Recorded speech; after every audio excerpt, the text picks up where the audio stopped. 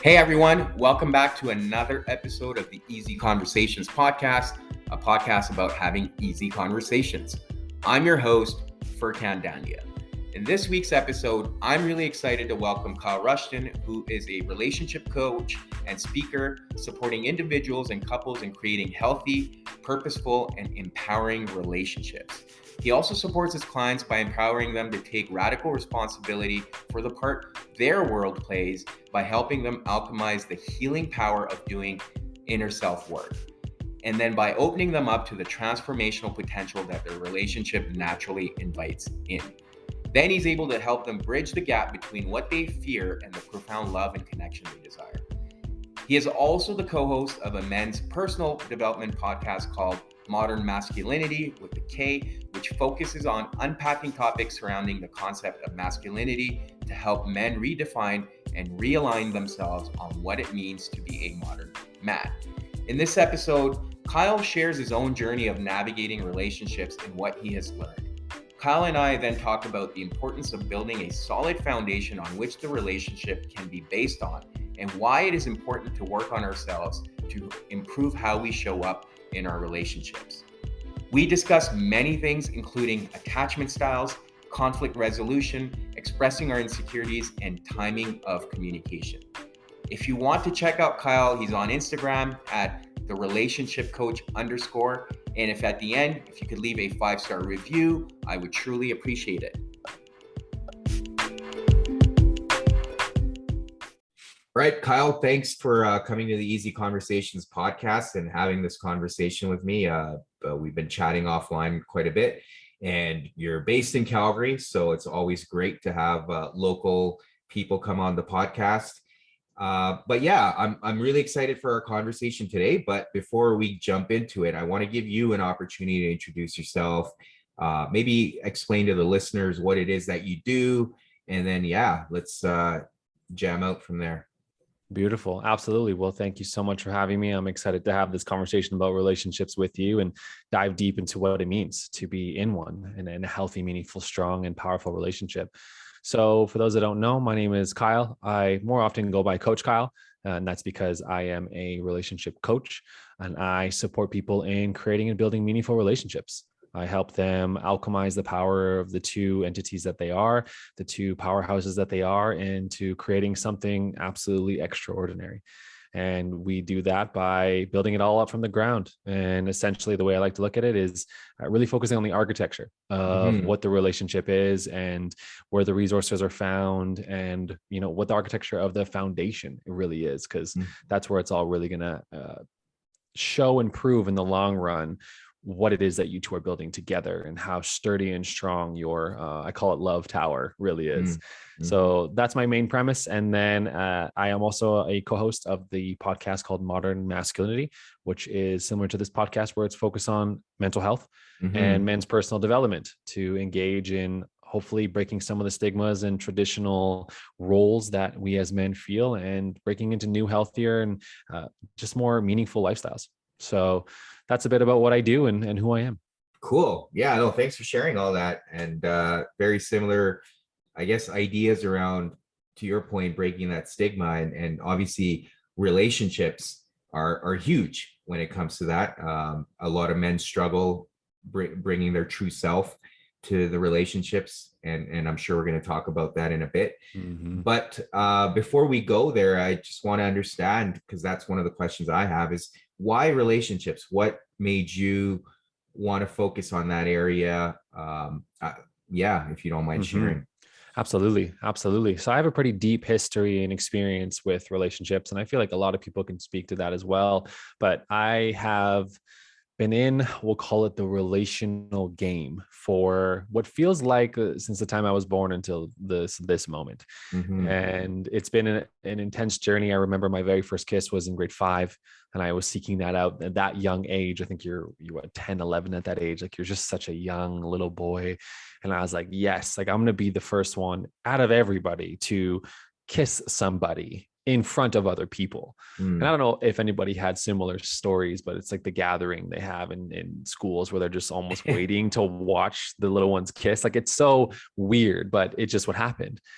And that sent me on the journey towards wanting to be in a relationship and be with somebody and have a partner and at that point, just have a girlfriend. Like it was just have a girlfriend. So that was my journey right out of the gate. And that continued on for, the rest of my life until now. It was a constant in and out of relationship. Some of them lasted long, about 7 years was the longest one, but there was 2 big breaks in between. And I was dating in between those breaks too. So again, it was just this tumultuous relationship with relationships.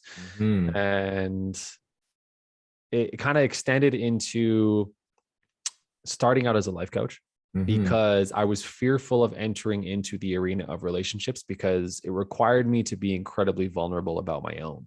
And I have found it very common amongst my clients and the people I speak to of speaking about the relationship in a true and honest way, because it feels like you are just supposed to know how to do it. Yeah. And you're supposed to be really good at it. And if it ends, then there's something wrong with you. So entering it into that arena felt more vulnerable than just doing on a general life coaching scale. So I avoided it for years in my first initial steps into life coaching. And I always knew it was on my heart. I always knew it was there, but I refused to look at it. It was part of the conversation, obviously, with life coaching because it's part of life.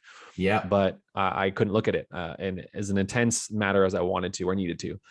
And then it really came off the back of a pretty harsh, in my experience, a pretty difficult breakup that led me into men's work and then led me into the podcast. And all of a sudden, I realized that a lot of my tendencies surrounded relationships, a lot of my experiences, and also a lot of the conversations I was supporting my clients with was about relationships. It just seemed to be the centerfold. And I said, there's something missing here that's not, in a sense, and this is going to sound maybe a little selfish, but not revitalizing you in these experiences. Yeah. Right. Like my service to others is leaving me more depleted than energized.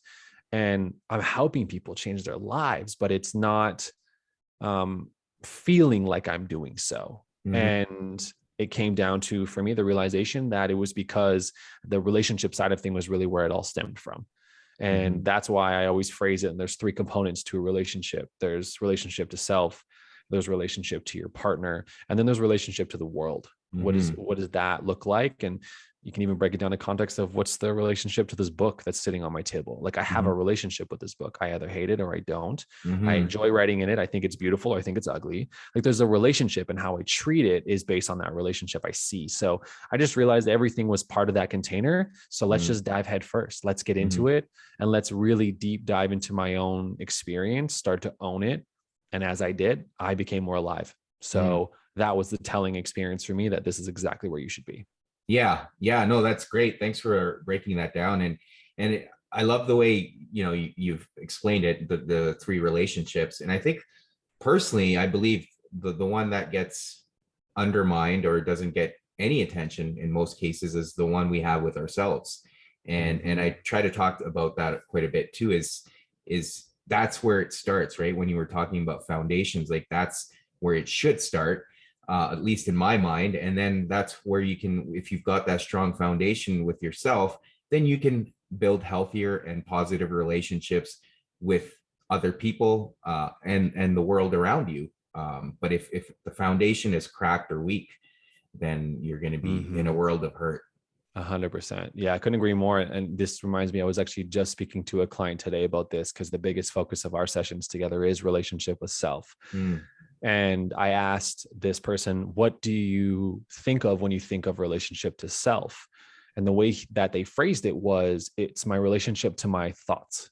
And I found that incredibly fascinating. And I don't even think I've really engaged in the fact that there's also a relationship with thoughts as well. I'm more about the managing of thoughts, the corralling of thoughts, and sometimes controlling or repressing, like all of the things we do with thoughts. But to have a relationship with them spoke to me in that specific way. And that I think a lot of our relationship to self is our relationship to our own thoughts, because they dictate so much about what we do, how we feel, how we operate in a day. So improving that improves your relationship to self almost. And it's almost could be viewed as a foundational piece of your own tower that you're building that needs to be at the bottom for everything else to be built off of. Otherwise, self-deprecation and unhealthy verbiage and disrespect come through, and the whole thing topples down, right? So Absolutely. I just found it very interesting.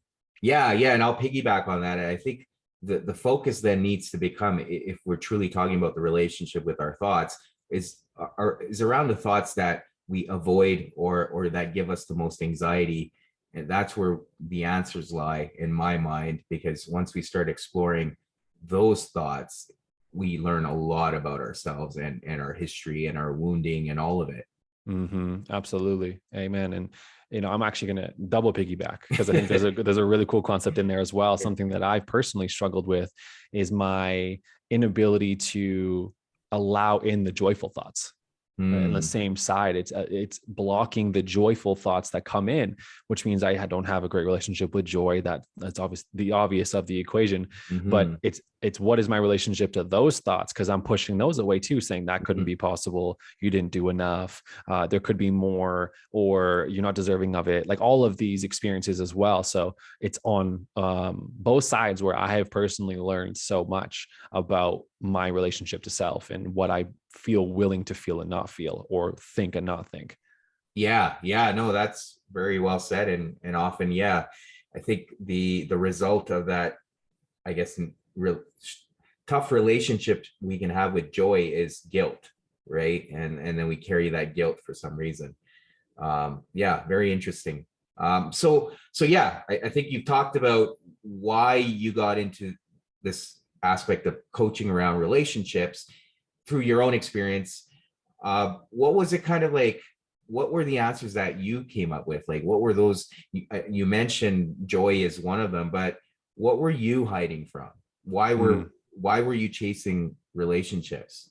And what's changed now that you've had more awareness? Good question. Incredible question. And I think a question that will speak to a lot of people listening is, why are we chasing relationships?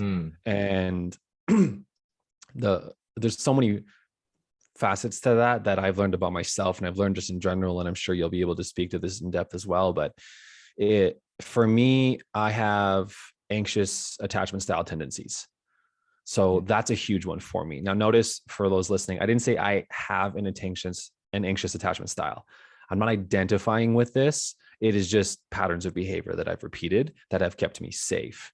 So detaching from that was first step of recognizing, okay, you are an anxious attachment style. That is your behavior. That is who you are. And that still didn't really support my journey. So I still had to find a way to separate that, which is obviously further steps along. So I have an anxious attachment style behavior pattern. I also have a physical touch as my number one love language. So you combine those two and you start to come across pretty aggressive in the ways in which you're operating, right? You want to be held hands and touchy and feely, right? That's my number one. And at the same time, you're anxious about this person leaving you. So now you're actually physically embodying that. Yeah. Right. And then to extend off of that, the challenge that I feel like I swear all of us have is not even, I don't want to say a problem, but I guess the challenge is that there's a lot of enmeshed family systems. So you start to believe that partner should be the person that you want them to be, and that you should be molding into one, not keeping yourself separate into two. Right.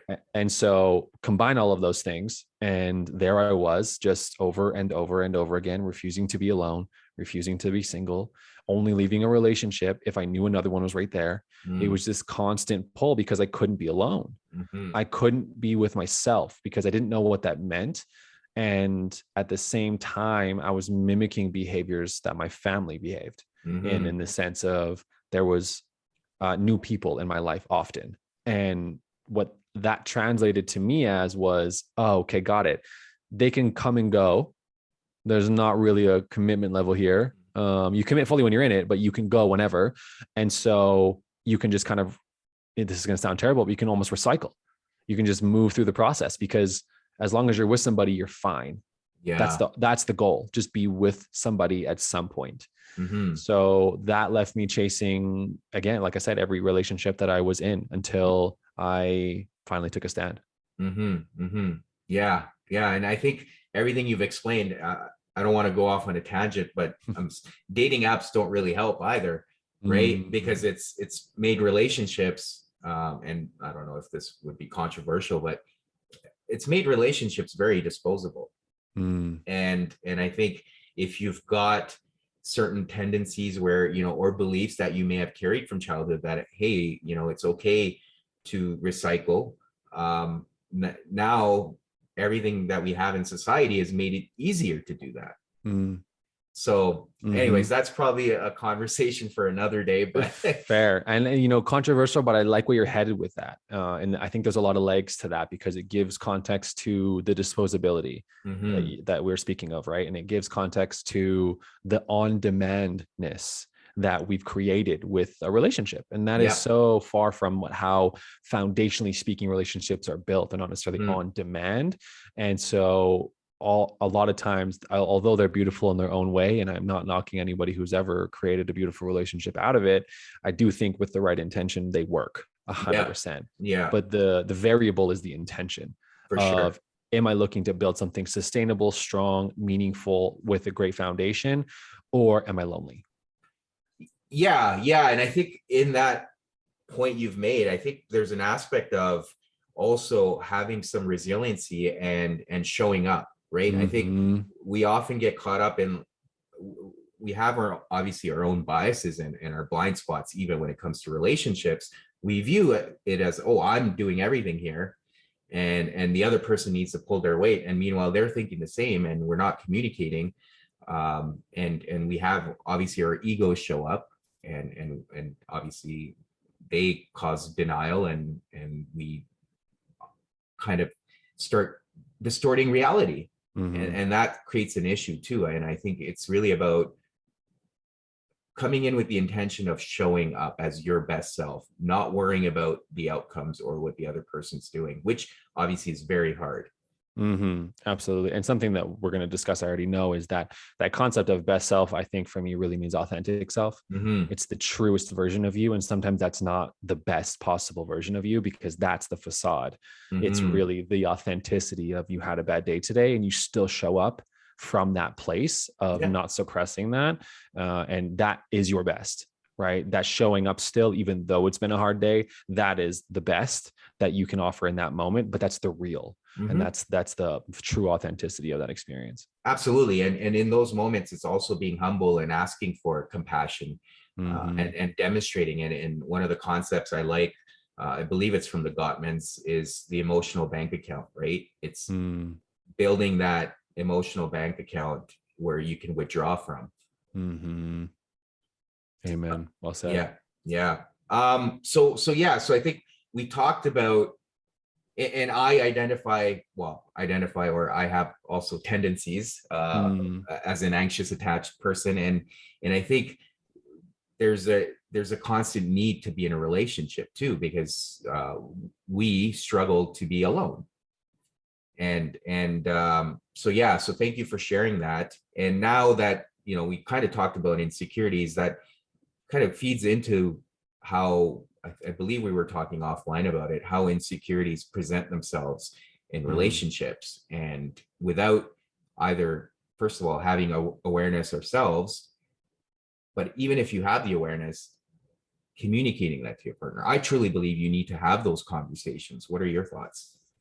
Yes, I think it's a prerequisite to the foundation. And that's the foundation that I support my clients with the most, is that it doesn't matter at what stage you're in.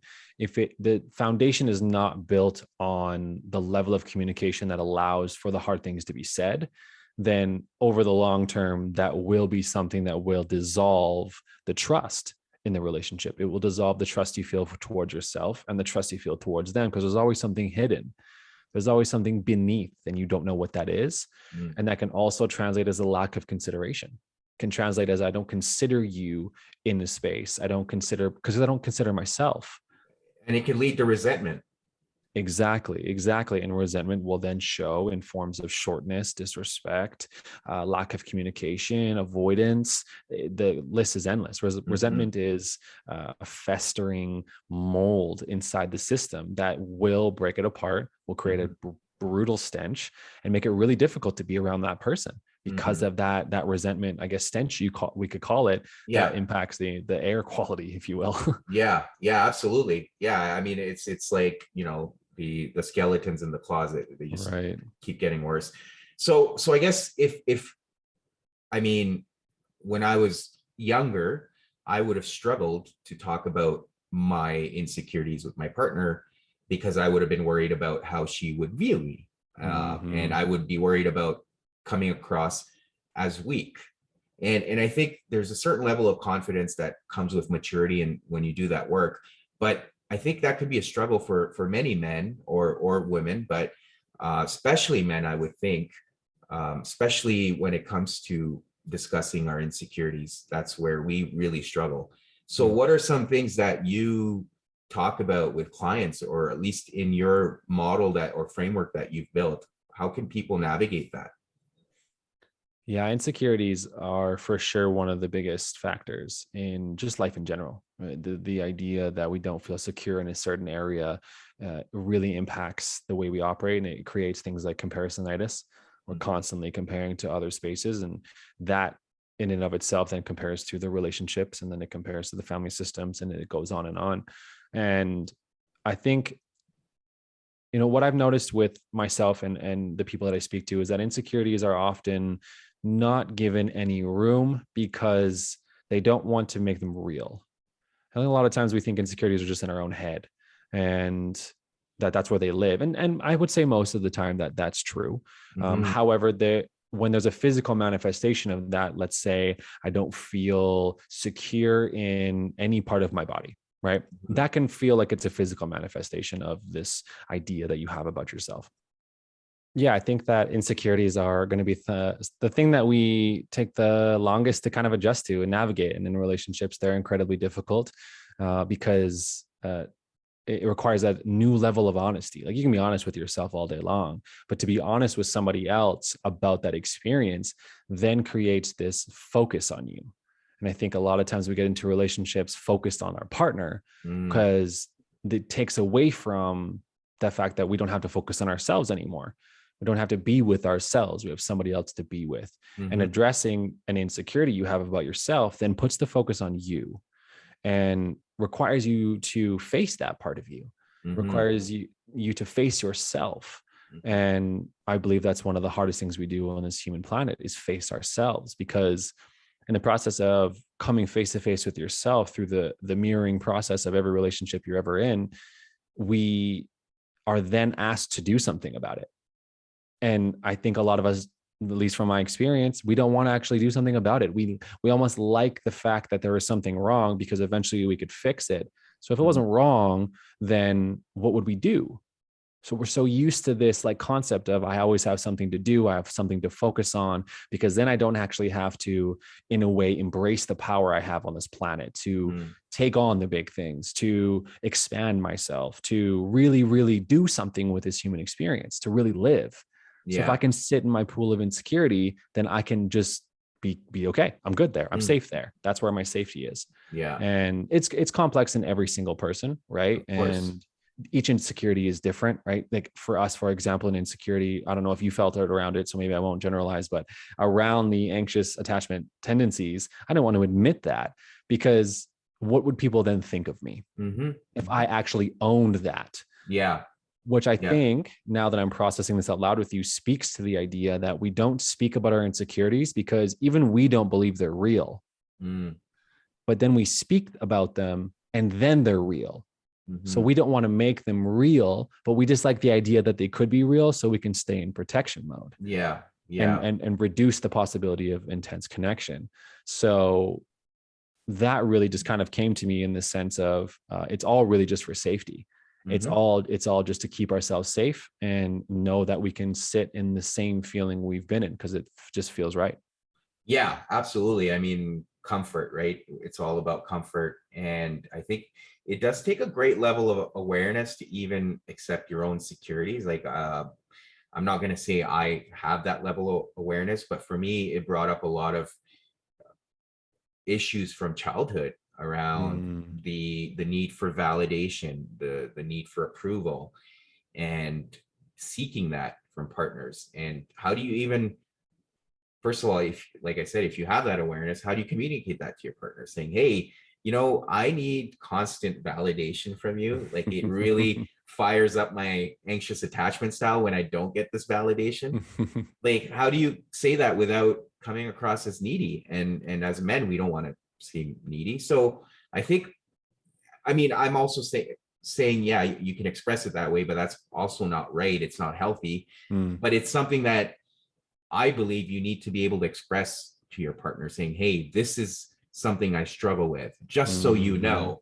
So when I'm acting out or I'm acting hurt or whatever it's going on, potentially where the source is, right? And so, but we obviously don't have those conversations. And I was gonna go, my next question would have been like, when is the right time to have those conversations? Because I believe once we pass that honeymoon phase where we've shown our best self, now we've created this facade, as you said, and now we have to, keep the act going. Fake it till you make it is, what a lot of people say. So when is the right time? I believe it's very early in the relationship, but what are your thoughts?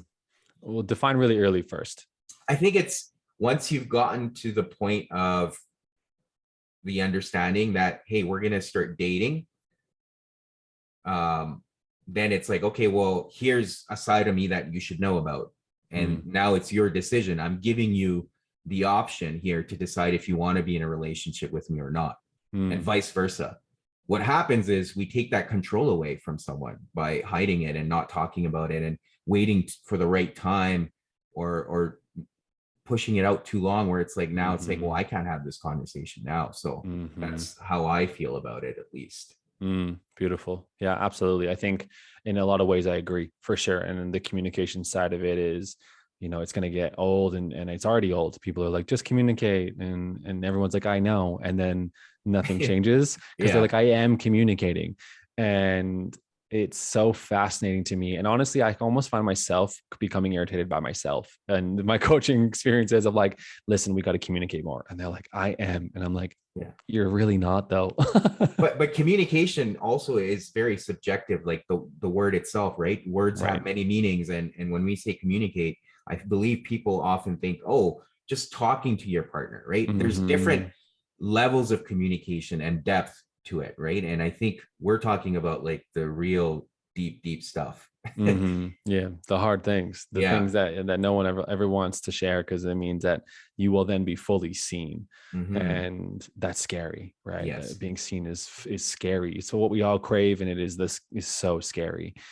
But as far as timeline goes, I think that it has to be a part of the foundation that you say the hard things. So whatever it is that the hard thing is, the sooner the better, for sure. But I would challenge the narrative that you need to walk into your interview style dating experience and start to ask them, what's your attachment style and how do you cope with this and what are your coping patterns and all. I would challenge that narrative, because in that sense, then we're seeking them to be a specific type of person in order for us to accept them into our lives.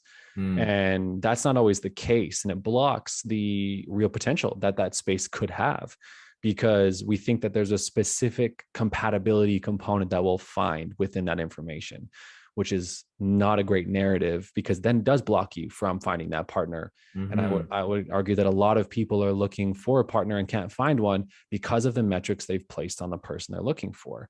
And there is no wiggle room. There is no opportunity for them to be human. They just need to have these things figured out. So in that context, do I think that if it's prompted to you as to answer the question of, what is your attachment style and how do you go about handling that, or any of really your insecurities, I think that being honest in the sense of, I haven't really looked at it yet, or, that's an interesting question. Like, what do you mean by that? And that's just the staying open process. Where the power comes in is what we spoke about earlier, which is the relationship to self. If you haven't had these conversations with yourself, you're not going to have them with your partner. Right. So if I have an anxious attachment style and I'm not processing that on my own, in my own head, on my own paper, I'm not processing it with her, because it's more triggering to do with her, because then it admits that I am not perfect. And that threatens the relationship. Right. Or at least it feels like it does. So I would never do that. I don't want to be single. So I'm going to do my best to have this conversation with you. But like I said, it won't necessarily always go over well. And I would say the majority of the time it won't if you're not talking to yourself about this. And, maybe that's not the case. Talk to a best friend. Yeah. I think a lot of ways there's other resources that we have. Talk to a friend, talk to a perfectly random stranger. And that, I think to some might sound scary, but I actually find that sometimes even easier because they have no context of who you are and you could never see them again. So there's outlets. And I think that having that conversation almost building up into okay, I'm ready to tell my partner kind of idea could be a gateway for a lot of people because it's difficult to have that and to admit that.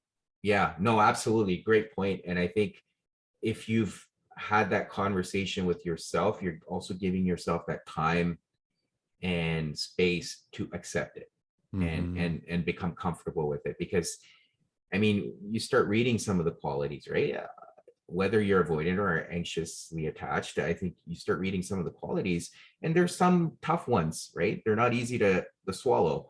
And often, to your point, if you're having those conversations with your partner, it may seem as this person may be looking down on you, or it's, oh, maybe I am a failure, or I'm not good enough.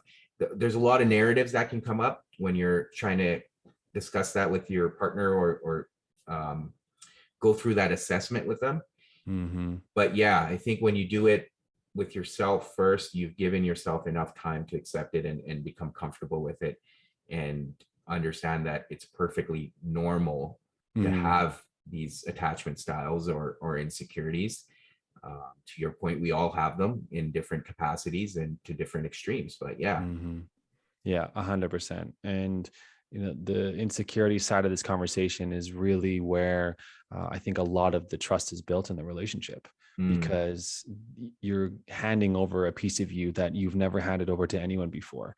So the trust that's built out of that is profound. And this is why saying the hard things is so important, is because every time we don't, we are actively avoiding connection.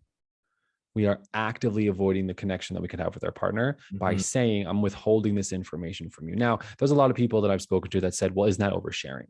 Like, shouldn't you keep some things to yourself? And I absolutely hear you. And I am going to challenge that narrative, because there's a concept called microscopic truths that I practice with my partner. It's in a book called Conscious Loving. And they speak about the importance of not necessarily feeling the need to share every single thought you have. However, be conscious of the thoughts or narratives or stories you're not sharing that are blocking connection. So if I'm having a thought of I am irritated in the morning, okay, and I can move through it. I got this. It's all good. I'm a man, so I got this, right? The narrative we love, and so I'm trying to move on. But over the course of the day, I'm still struggling with this narrative, right? I'm still in this thought of I'm irritated, and I maybe haven't invested my time into understanding why. At some point, and honestly, probably right out of the gate, if you live with this person, that will affect the way in which you're operating with your partner. Right. And that seems obvious, right? Yeah. But not admitting that you're irritated, which is the microscopic truth, is what is blocking your ability to connect with your partner. And we think it's no big deal, right? We think it's, well, this shouldn't be an opportunity to connect, but it is, because to some degree it's conflict. And every single time conflict is a gateway to connection. Every single time, including the conflict you have within yourself. Do I need to say this or do I not? That's the gateway to connection every single time. Yeah. And then it gives you the opportunity to be like, okay, yeah, I'm feeling irritated right now. And they're like, oh, okay, interesting. Like, is everything okay? And you're like, yeah, I don't really, feel like talking about it. I just wanted to share with you. And that could be the end. But all of a sudden, what you don't expect that happens in that moment is now you're trying to figure out, oh, why am I irritated? Interesting. Well, she asked me that question and I feel like I rejected it, which is my boundary, but I am very curious now. Why am I irritated? What's the reason here? And all of a sudden you connect to yourself deeper. Conflict being a gateway to connection every single time. Do you feel that if you just leave it at that, saying, hey, and I'm putting myself on the receiving end as an anxiously attached person, if you're dropping that on your partner saying, hey, I'm irritated, but that's all I know, could that not make especially if the other person has an anxious attachment style, feel nervous. It's like, oh, what's going to happen here? Is this person looking to break up with me, or like a million thoughts would come to your head. 100%. So what do you do in those situations, especially when it comes to communication? Well, what I found is that 99.99% of the time, if someone's willing and courageous enough to share that they're irritated, they're willing to share more. They just haven't faced that truth yet. They're very like, okay, well, I'm just going to do this because I got to do this. And then they get it out. And then all of a sudden there's a sense of overwhelming freedom they don't realize clicks in when they admit to having an experience like that. And at least for me, as a man in my experience with a woman, the ability to zoom out my experience is profound, right? Men, we all know it. We're tunnel vision as hell. We love a good one direction, and that's the only way we're going. And I can't see any other solutions around that way. So if I'm irritated, all I see is get rid of the irritation. And I just had a conversation with my partner about this exact concept where she brought up the idea of, what if you just were with the headache? What if you were just with the irritation and it didn't require it to be a problem? Like, what if it wasn't a problem? And I'm like, what does that even mean? Like, I was instantly challenging because all I can think about is what's the reason and how to get rid of it. Right. But the freedom that comes from admitting and owning that I'm irritated is often enough to push me into another space, because it says I'm willing to hear what you have to say, even though I don't quite know that yet.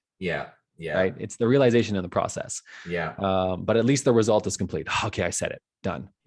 And then the feminine oracle comes in and she's like, okay, let's talk about it. Let's process this. And you're like, no, I completed this task. It's over. Exactly. Well, she sounds like she's dropping some stoicism on you. What if it's not a problem? And sometimes that's right. And what she didn't say was, get rid of it, or I pretend like it's not there. It's just, are we making a problem out of it? Because it can still exist without being a problem. And I'm still wrapping my head around this, to be honest with you. So I'm not beyond this by any means. And even as I speak about all these communication tools and practices and microscopic truths, I still don't always say them. I still find myself keeping them in. I still find myself blocking connection and removing myself from conflict, or reducing the possibility of conflict. And I think that's just a beautiful journey. Is just a drifting and then a returning, drift and then a return. And that is something we have to be okay with. Absolutely. We're all a work in progress, right? Like, if Will Smith can have a moment last night, we all, are works in progress. I guess, so based on the level of communication you're talking about, there needs to be a level of understanding too, right? On both ends, that, hey, we are going to be comfortable having these conversations. Like, I should be able to express myself and say, hey, I'm irritated, and vice versa, right? And without either person taking it personally. Right. In a safe space.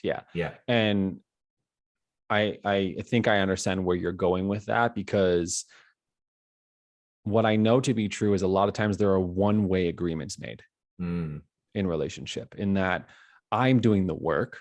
So therefore I will share all of these things with you. And my basic expectation now, because I'm doing the work, is that you will then also do the exact same thing. We all know that doesn't work. And that gets us into trouble in every single relationship that we get into.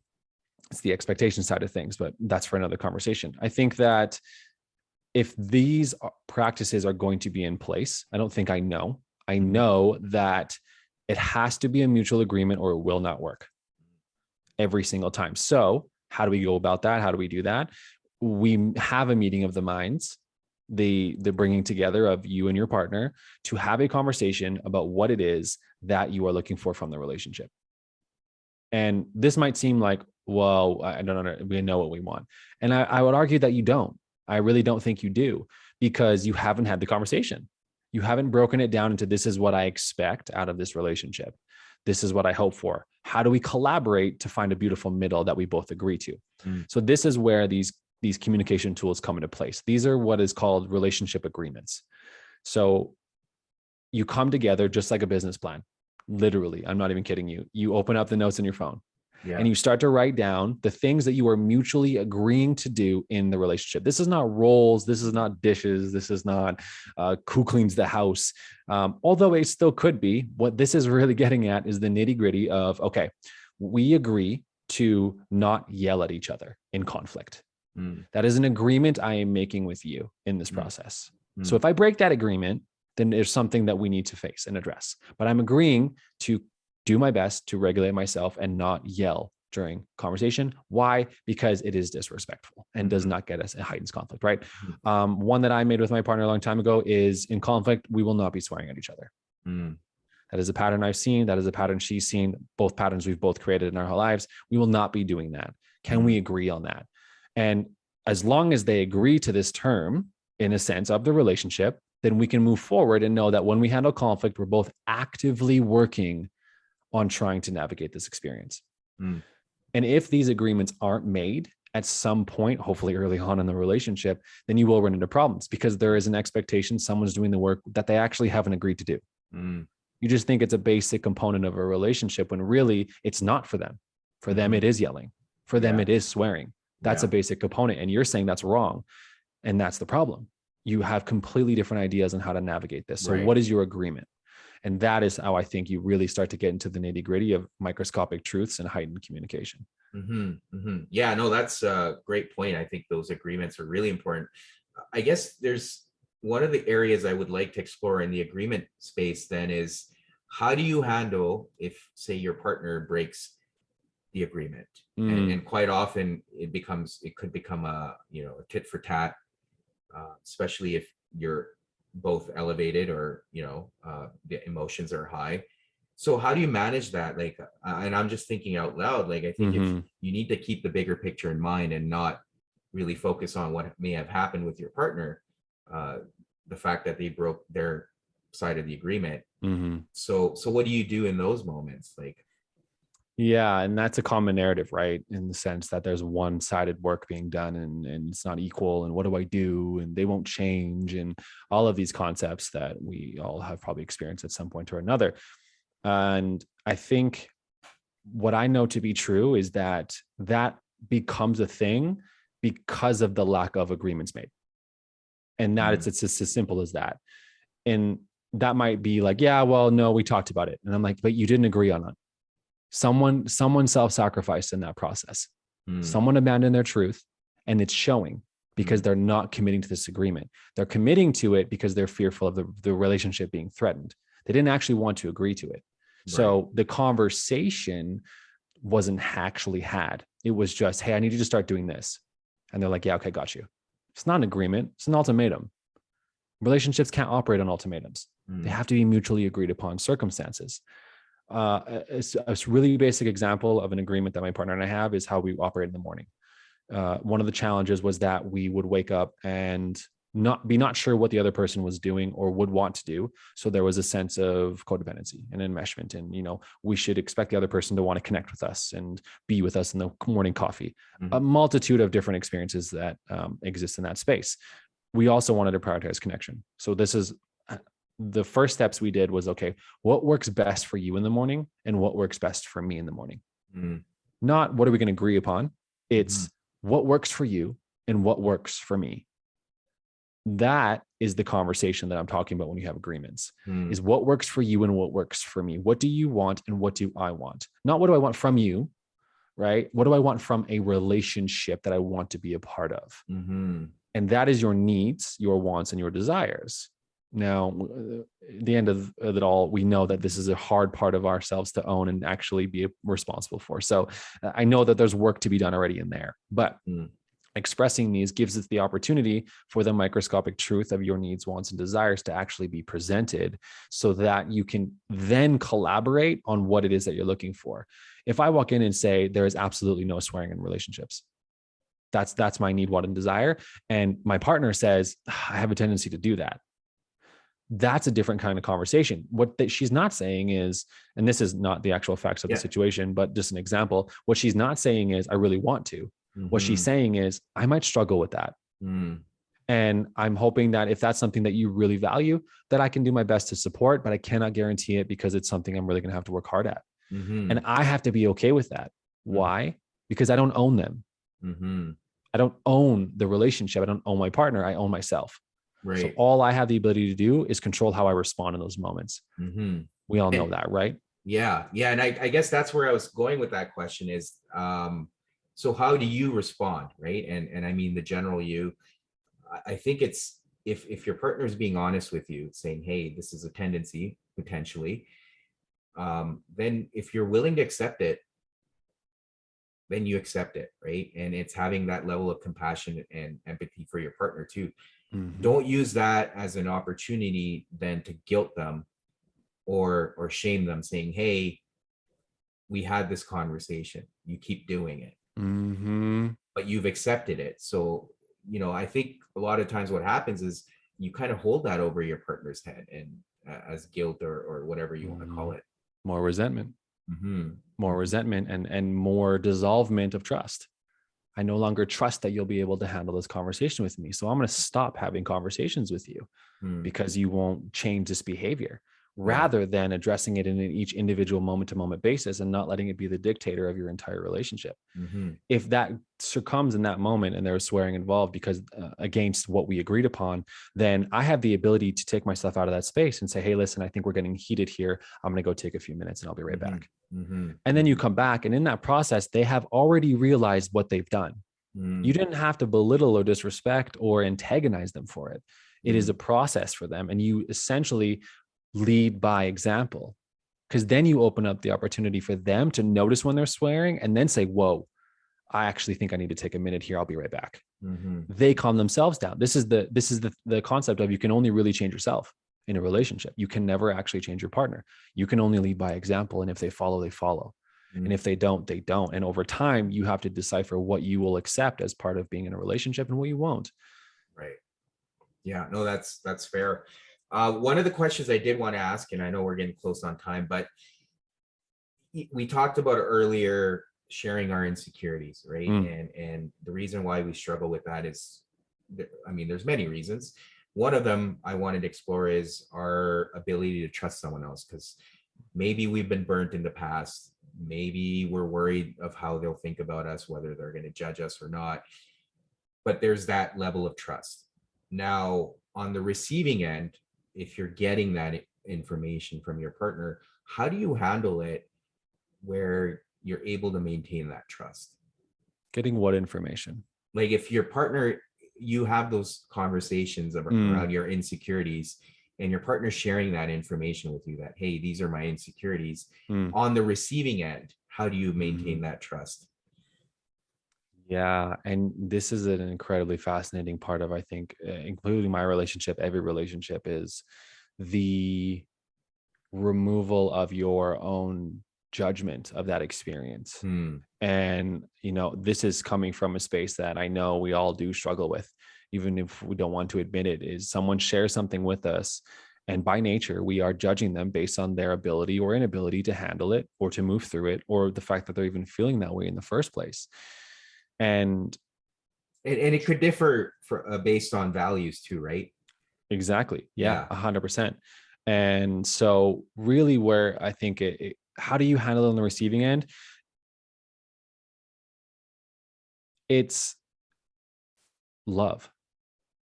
And what I mean by that is it's loving them regardless, which is cliche to say, but what is more important in that process as a reminder when you say, I'm going to love them regardless, is to love yourself regardless. So on the receiving end, what is really happening when they share that and you're feeling judged or feeling judgmental or triggered or whatever, because the whole time you're judging yourself, you're feeling triggered by your own insecurity, not theirs. They're just simply mirroring back to you how you feel about your own. And so what do we do on the receiving end? Well, we tend to gaslight. We tend to be less considerate towards theirs because we're less considerate to our own. And we gaslight them because we gaslight ourselves. So how do we move through that? We do the work on our own every single day to learn how to stop gaslighting ourselves. So we stop gaslighting our partner. Yeah. We'll learn how to validate our own insecurities so we can validate theirs, but we won't be able to validate theirs if we don't validate our own, not truthfully anyway. So how do we contain that conversation? Really simply is being honest. and being honest with how you're feeling in that moment. And that, I think, goes a long way, because it would really suck if I was sharing my insecurity with someone and little be announced to me in their head, they're like, are you going to be okay? Like, what the hell? Or are you something wrong with you, or XYZ? Like, they're in this very unsafe space that I don't know and I'm perceiving as safe. I would rather know that it's unsafe and that we can continue this conversation at a different time than continue to walk myself on a thread of wire that could snap at any moment. Yeah. So noticing your own nervous system deregulation and just being honest and be like, oh, whoa, this has nothing to do with you. I'm feeling really some type of way with this. And it's very weird. And I know it sounds weird because you shared your insecurity with me, but it's mirroring back to me something. And I don't really know what that is. So I apologize. I'm sorry for that. I know that you wanted a safe space here. And I'll do my best to handle it better next time. And that's high level communication, right? Like, that's really a heightened level of self-awareness. I think it's at the very basis is just there's a concept that's in the book called Getting to Zero by Jason Gaddies, and he calls it LUFU. And LUFU, and it stands for listen until fully understood. And reminding ourselves of LUFU, I guess, would be the most basic way to operate that conversation. Is you're triggered. You're feeling some type of way, maybe slightly insecure because they're sharing a similar insecurity. And if you say LUFU in your head, then you say to yourself, listen until you fully understand. And that requires you to be curious and ask questions and actually engage with them. And that will slowly remove your own self insecurity triggers that are rising in that moment and allow you to be a little bit more of a safe space. Absolutely. Which takes practice, and it's hard. Don't get me wrong. It's not as simple as I make it out to be, but the more the practice, right, the more the progress. I think biggest piece is being aware of it too, right? And that can help tremendously. And I guess if you're not able to handle that level of truth, whether it's your own judgments kicking in or your insecurities, to your point, being honest, but also being honest about, hey, this is not something I can handle. And not giving that kind of deception to the other person, and just being aware of that too, I think is important. But to your point, the biggest thing is working through it if you truly care for this person. 100%. Yeah. It's like, what's the most loving way I can respond to this right now?